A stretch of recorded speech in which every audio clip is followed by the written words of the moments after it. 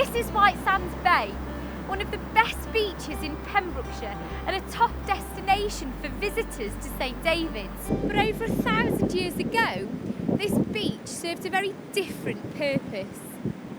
There was a stone-built chapel here, which was then ruined by the year 1600.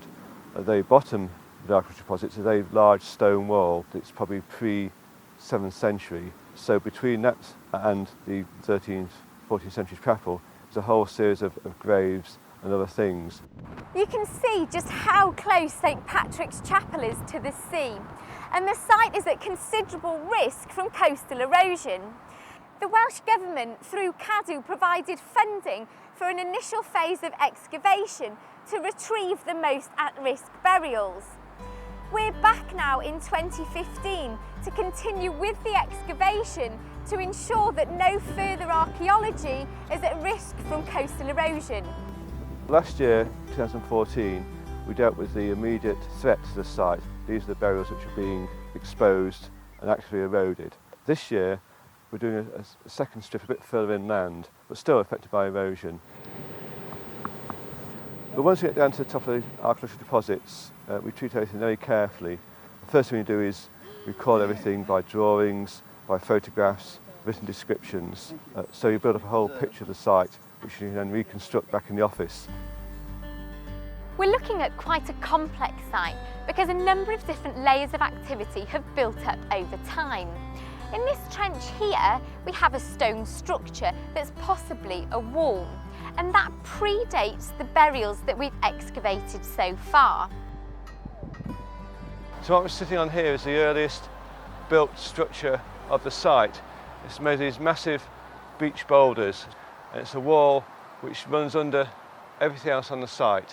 When this wall began to fall apart and sand built up against it, the kiss graves we have on this site were cut through it. And there's one behind me here which is cut right through the wall. We know that some of the graves here date to the 7th or 8th century. So we have a really good example of a stone-lined kist burial here. Stone-lined kist burials were fairly common during the early medieval period in Wales. As a grave, it's actually quite compact. And what they'll have done is they'll have cut the grave and then lined the perimeter of the grave with these stone slabs. They'll have then deposited the body and capped it with a series of fairly large flat stone slabs known as lintels. One of the things about this site which is perhaps unexpected is just how well preserved the human bone is. But here, because it's in windblown sand, it's very good preservation, which analysis, you get an awful lot of information from the analysis of the bone, which you can't do on sites where the bone's not so well preserved. It really tells us how the people were living, what their diet was, what their age structure was. A huge amount of information we can obtain from this site. It does seem as though the latest use of this cemetery site was suited for children.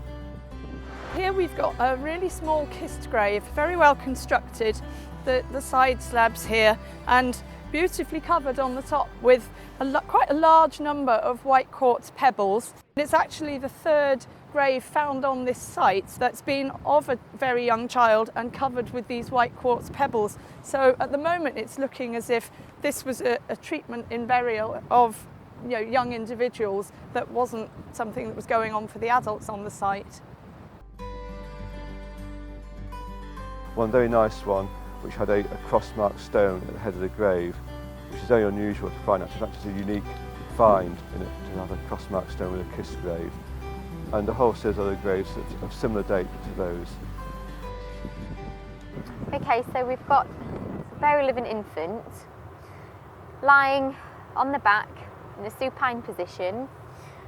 You can see that the arm here, this is the right arm, you've got the humerus, the upper arm here, and then the lower arm, you've got the radius and the ulna.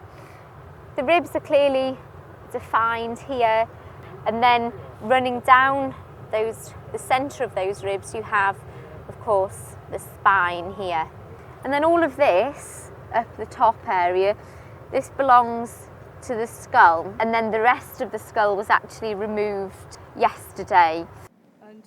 We have professional staff here from the Archaeological Trust and from the University of Sheffield, but actually most of the actual excavation is done by local volunteers, and really without their enthusiasm and very hard work, we wouldn't be able to do this excavation. It's very important to have volunteers so that they can get involved in the project. The project then is able to move forward at a faster speed. We're not just having to dig holes. We do get to look at the skeletons and go through the whole process. Reflecting on it, it's wonderful that people will have come here looking for answers to questions, and they're probably going to leave with even more questions. I mean, there is so much history here and so little written that it in a way makes it much more interesting. At the moment we haven't quite achieved what we hoped to this year, simply because the site has been so much more complex than we envisaged. So at the end of this season we'll then backfill the site, re-turf it over and hopefully get some more funding for next year.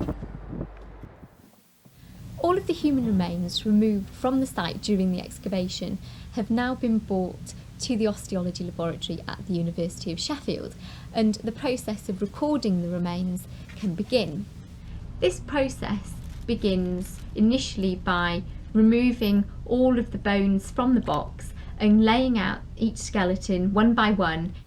The remains are recorded in terms of the presence or absence of different elements, how fragmented the actual skeleton is, how complete it is, and also the degree of erosion that has happened on the surface of the bones. And then the process moves on to then record, for instance, the age and the sex of the individual. The long bones, like this femur, are used for calculating stature. So we can also look at the chemical composition of the tooth enamel in order to determine whether or not the individual was local to the region where they were buried. And we can do this because during tooth formation, that is during childhood, oxygen and strontium from food and drink are incorporated into the enamel. But these isotopes give us a geological and a climatic signature. We can say whether these individuals were local to the area around St Patrick's Chapel or not, and if not, we can suggest possible places where they might actually have grown up. The study of cemetery sites like this and having the opportunity to handle the human remains means that we naturally reflect on who these people were and how they lived.